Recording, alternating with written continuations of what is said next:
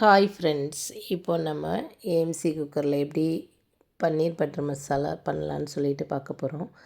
First நம்ம பண்ணுறதுக்கு முன்னாடி ப்ரீஹீட் பண்ணிக்கலாம் வெசலை.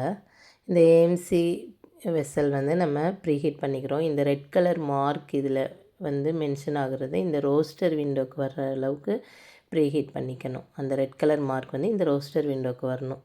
ஸோ அது வரை நம்ம ப்ரீஹீட் பண்ணிக்கலாம். அதுக்குள்ளே நம்ம 2 ஆனியன் கட் பண்ணிக்கலாம். 2 ஆனியன் கட் பண்ணிவிட்டு இப்போ அது அந்த ரெட் கலர் மார்க்குக்கு இங்கே வந்துருச்சு, ரோஸ்டர் விண்டோக்கு வந்துருச்சு. ஸோ நம்ம இப்போ ஓப்பன் பண்ணிவிட்டு ஸ்டார்ட் பண்ணிடலாம். 2 கிராம்பு, பட்டை, அன்னாச்சி பூ அதெல்லாம் போட்டு இப்போ நம்ம தாளிச்சிட்டு இதில் நம்ம வித்தவுட் ஆயிலில் இப்போ பண்ணுறோம். ஆனியன் கட் பண்ணி வச்சுருக்கிற ஆனியன், 2 பச்சை மிளகா போடுறோம். போட்டுட்டு இப்போ நம்ம இது வதக்குறோம். இதில் பாருங்கள், ஒரு ட்ராப் கூட நம்ம ஆயில் சேர்க்கலன்னா கூட இது நம்மளுக்கு பிடிக்காது. வெசலில் நம்மளுக்கு பிடிக்காது. அதுதான் இதோட ஸ்பெஷாலிட்டி. இந்த 2 ஆயில் ப்ளஸ் ஒரு டொமேட்டோ நான் கட் பண்ணி வச்சுருக்கேன். ஸோ அந்த டொமேட்டோவும் சேர்த்து நம்ம நல்லா வதக்கிக்கிடலாம். வதக்கிட்டு ஸோ இதில் நம்ம எண்ணெய் பிரிஞ்சு வர்ற அளவுக்கு வதக்கணும் அப்படின்ற இது அவசியம் இல்லை. ஸோ நம்ம எண்ணெய் ஊற்றாததுனால நம்மளுக்கு ஜஸ்ட்டு இப்படி சும்மா கிளறி விட்டுட்டு மூடி வச்சிடலாம். மூடிட்டு நம்ம இஞ்சி பூண்டு பேஸ்ட்டு அதெல்லாம் அரைச்சிட்டு வந்துடலாம். இப்போ நம்ம இதை மூடி வச்சிடலாம்.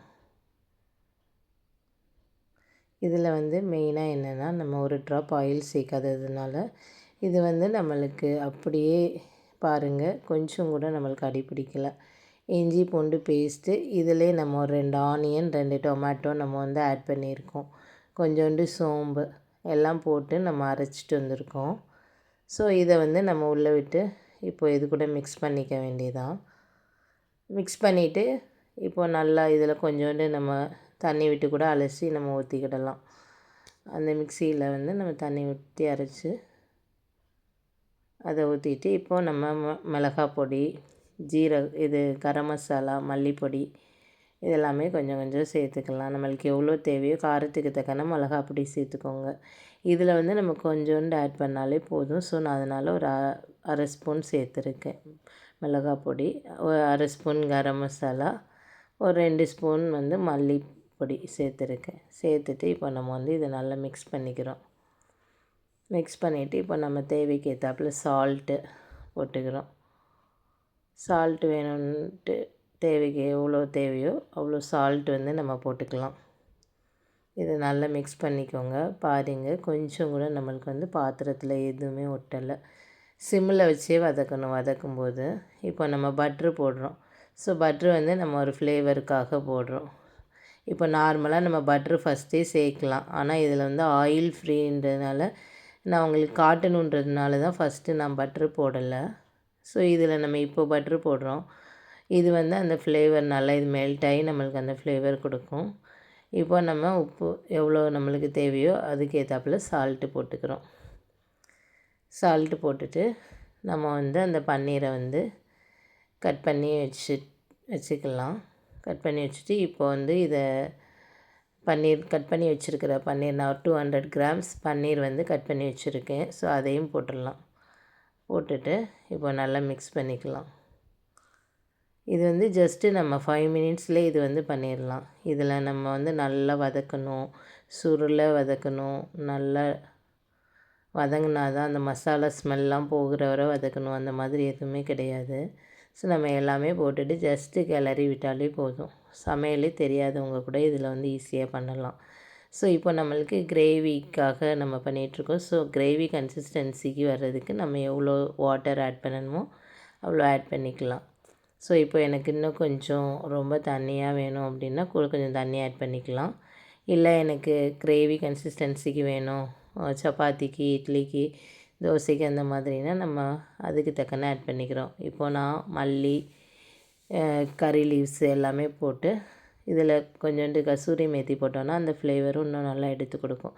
ஸோ கொஞ்சோண்டு கசூரி மேத்தி போட்டுக்கிறேன். ஸோ கசூரி மேத்தி போட்டுட்டு இப்போ நம்ம மிக்ஸ் பண்ணிவிட்டு அவ்வளோதான். இப்போ நம்ம கடைசியாக காரம், உப்பு எல்லாமே கரெக்டாக இருக்கான்னு செக் பண்ணிக்க வேண்டியதான். செக் பண்ணிவிட்டு லிட்டை போட்டு நம்ம க்ளோஸ் பண்ணிட வேண்டியதான். ஸோ இவ்வளோ தான், சிம்பிள் ஸ்டெப்பு தான். ஜஸ்ட்டு ஒரு 2 மினிட்ஸில் நம்ம வந்து இதை ஈஸியாக பண்ணிடலாம். ஸோ நம்ம வந்து இப்போது அவ்வளோதான். டேஸ்ட்டுக்கு கொஞ்சம் உப்பு கம்மியாக இருந்துச்சுன்ட்டு கொஞ்சம் உப்பு எக்ஸ்ட்ரா போட்டுட்டு, இப்போ கொஞ்சோண்டு அந்த ஸ்வீட் தன்மை நம்ம ஹோட்டல் ஸ்டைலில் வாங்கும்போது கொஞ்சம் ஸ்வீட்டாக இருக்கும். அதுக்காக நம்ம வந்து கொஞ்சோண்டு வெல்லம் ஆட் பண்ணியிருக்கோம். ஸோ வெல்லம் ஆட் பண்ணிவிட்டு இப்போ நான் குக்கர் இது லிட்டு போட்டு மூடிடுறேன். இதில் வந்து ஜஸ்ட் இதுதான் நாப்பு.